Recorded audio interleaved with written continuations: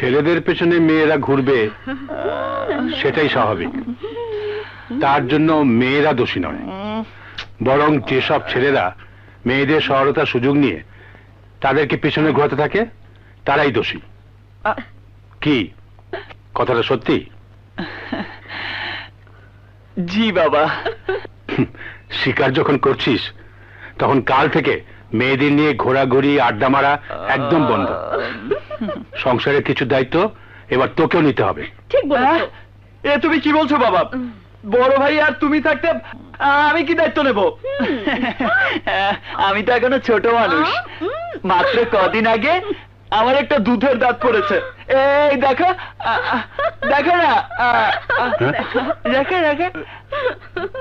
তাই তো, কি করে পড়লো রে? এই মোটর সাইকেল আবার হয়তো কোনো মেয়ে স্যান্ডেল দিয়ে পিটিয়ে। ভাইয়া প্রেস্টিজে লাগছে কিন্তু।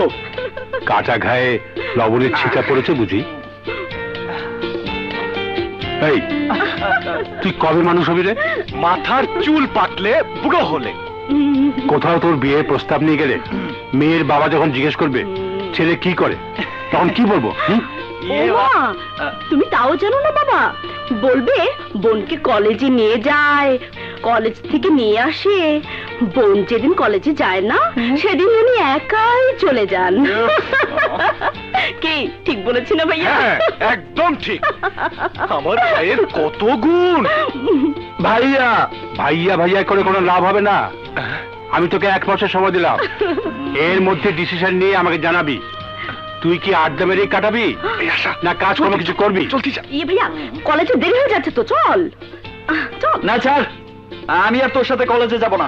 ঠিক আছে আমি একাই যাই। না তুই একা একা যাবি?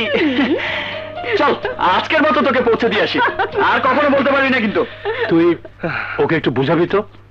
আমি ওকে জি